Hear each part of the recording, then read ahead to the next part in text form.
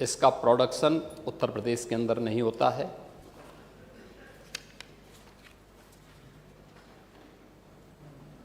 Central narcotics bureau उसका आवंटन करता है और कफ सिरप से जुड़े हुए स्टॉकिस्ट और होलसेलर्स के द्वारा जो उत्तर प्रदेश के बाहर इल्लीगल डाइवर्जन किया गया है उसके खिलाफ उत्तर प्रदेश पुलिस और एसटीएफ और एनडीपीए यहाँ पे एफएसडीए विभाग के द्वारा कार्रवाई की जा रही है। सबसे पहले जो मुझे आश्चर्य होता है कि माननीय सदस्य जब सदन में कोई बात रखते हैं उस विषय के बारे में थोड़ा सा अध्ययन करके आएं तो अच्छा होगा, क्योंकि जब माननीय सदस्य CRK वर्मा अपनी बात को रख रहे थे या उसके बाद भी वरिष्ठ सदस्य माननीय श्री रवि मल्होत्रा जी अपनी बात को रख रहे थे या जौनपुर के मोलहनी से हमारे माननीय सदस्य जब अपनी बात को रख रहे थे, ये चीज़ें दिखाती थी हैं कि उनको तथ्यों की कोई जानकारी नहीं है। और कम से कम मैं डॉक्टर RK वर्मा से तो ये उम्मीद करता था कि वह कोडीन युक्त कफ सिरप के बारे में, जिससे उत्तर प्रदेश के अंदर कोई भी मौत के मामले नहीं हैं, जिस एक सिरप से मौत की बात सामने आई है वह है कोल्ड ड्रिप सिरप, और वह भी यूपी के बाहर कुछ राज्यों में इसकी बात सामने आई थी।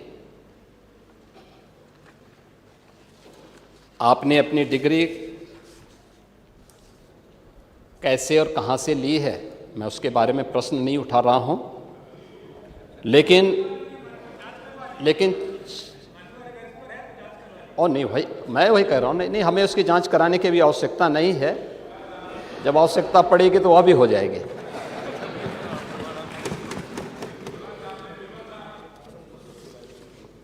लेकिन कोडीन युक्त सिरप के बारे में जो मैंने पहले भी कहा, एक कफ सिरप है। मुझे लगता है कि खांसी के समय में चिकित्सीय परामर्श से हर व्यक्ति लेता है। ये मामला जिससे मौत के प्रकरण आए हैं यूपी के बाहर के कुछ राज्यों में आए हैं, और वह भी जिन राज्यों में आए हैं उसमें जब जिस कंपनी ने इसको बनाया था उस समय जब इसकी जांच हुई थी तो ये चीज़ देखने को मिली थी कि सिरप में डाइथिलीन ग्लाइकोल और इथिलोन ग्लाइकोन जैसी कुछ अशुद्धियां पाई गई थी, जिसके कारण ये मौत के मामले उन राज्यों में देखने को मिली थी। लेकिन चूंकि यूपी में प्रतिबंधित है, यूपी में इसकी कोई भी इस प्रकार के मामले सामने नहीं आए। उत्तर प्रदेश के अंदर इस मामले में एफएसडीए विभाग ने काफी पहले से अपनी कार्रवाई को आगे बढ़ाया था, और उत्तर प्रदेश के अंदर हमने 332 जो उत्तर प्रदेश के अंदर होलसेलर्स थे उनके प्रतिष्ठानों में इसके लिए छापेमारी की थी, जिनमें से 136 जो फर्म थे उनके खिलाफ एनडीपीएस के अंतर्गत हम लोगों ने मुकदमा दर्ज किया था, जिसमें से कुछ अभियुक्तों ने इसके लिए कोर्ट की शरण ली और माननीय न्यायालय में अंततः उत्तर प्रदेश सरकार इसमें विजयी हुई, जिसमें एनडीपीएस के अंतर्गत उत्तर प्रदेश की कार्रवाई को उचित माना। मैंने पहले भी कहा कि इस मामले में अब तक जो कार्रवाई हुई है, इस कार्रवाई के अंतर्गत उत्तर प्रदेश के अंदर बड़े पैमाने पे गिरफ्तारियां हुई हैं, और इन गिरफ्तारियों के कारण उत्तर प्रदेश के अंदर हमने इस बारे में पहले दिन से ही कहा था कि इल्लीगल डाइवर्जन के कारण यह उन राज्यों के लिए या उन देशों के लिए जहां पे लोग अपने सामान्य मनोरंजन के लिए या फिर नशे के लिए आदी हुई एक आबादी इसका दुरुपयोग करती है, उन क्षेत्रों में इसको गलत तरीके से भेजने के प्रकरण में एक संयुक्त कार्रवाई के तहत ये कार्रवाई उत्तर प्रदेश पुलिस ने, एसटीएफ ने और एसडीआरएफ ने इस पूरे प्रकरण में अपनी कार्रवाई को आगे बढ़ाया है। इस पूरे मामले में जो अब तक की कार्रवाई हुई है, इस मामले में उत्तर प्रदेश के अंदर जो मामले अब तक सामने आए हैं, इन मामलों में खास तौर पर जो मुझे इस सदन का ध्यान आकर्षित करना था, जिसमें से 77 आरोपियों को अब तक प्रदेश के अंदर गिरफ्तार किया जा चुका है और अन्य लोगों की गिरफ्तारी, अन्य अभियुक्तों की गिरफ्तारी के लिए लगातार छापेमारी हो रही है। इस पे कार्रवाई हमारी आगे बढ़ रही है। जहां पे अवैध इसका इल्लीगल डाइवर्जन की बात सामने आई है, भंडारण की बात आई है, उनसे जुड़े हुए जो प्रमुख मामले सामने देखने को मिले हैं, उनमें एक वाराणसी में सैली ट्रेडर है, सहारनपुर का एबॉट हेल्थ केयर है, गाजियाबाद दिल्ली में लेबोरेट फार्मा, ये इससे जुड़े हुए हैं कानपुर में लेबोरेट फार्मा व मेडिसिना हेल्थ केयर, और लखनऊ में इदिका और बायोहब, ये इसके जो हैं मुख्य जो होलसेलर हैं या स्टॉकिस्ट हैं। वाराणसी में सैली ट्रेडर के शुभम जायसवाल, भोला प्रसाद जायसवाल, आकाश पाठक, एबॉट हेल्थ केयर के विभोर राणा, गाजियाबाद दिल्ली में लेबोरेट फार्मा के सौरभ त्यागी, अभिषेक शर्मा, विशाल उपाध्याय, पप्पन यादव और सादाब। वाराणसी में शुभम जायसवाल का जो माल है, यानी उसका जो स्टोरेज है, वह मनोज यादव के स्टोरेज का उपयोग करता है, जो इसमें उनके साथ साझेदार है। कानपुर का लेबोरेट फार्मा और मेडिसिना हेल्थ केयर के लिए अवैध व्यापार करने वाले विनोद अग्रवाल और शिवम अग्रवाल का भी इसमें नाम है। लखनऊ के भी मनोहर जायसवाल और बायो हब के इमरान इसके मुख्य किंगपिन हैं और इनके खिलाफ हम लोगों ने कोडीन युक्त कफ सिरप के इल्लीगल डाइवर्जन के मामले को लेके, इल्लीगल स्टोरेज को लेकर के और उसके कोई भी रिकॉर्ड मेंटेन न करने को लेकर के ये कार्रवाई एनडीपीएस के अंतर्गत की है, जिसमें 10 वर्ष से लेकर 20 वर्ष तक की सजा का प्रावधान है। ये उत्तर प्रदेश के अंदर ये कार्रवाई चल रही है, अन्य जगह कहीं नहीं।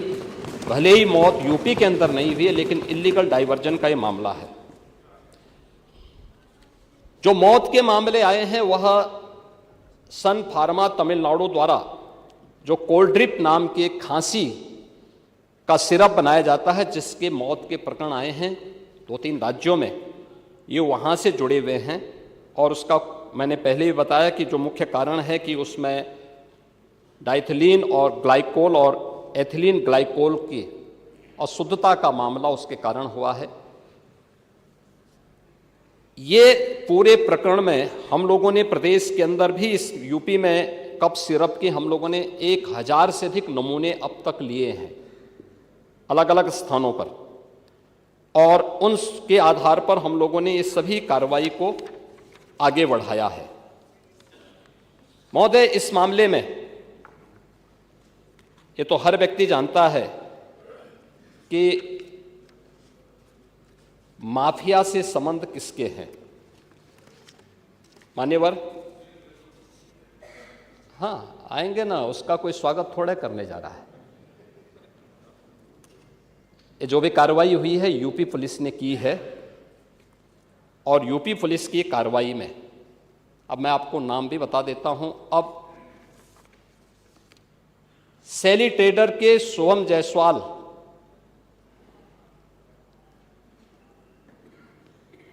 का प्रदेश सचिव समाजवादी युवजन सभा और कैंट वाराणसी से समाजवादी पार्टी के उम्मीदवार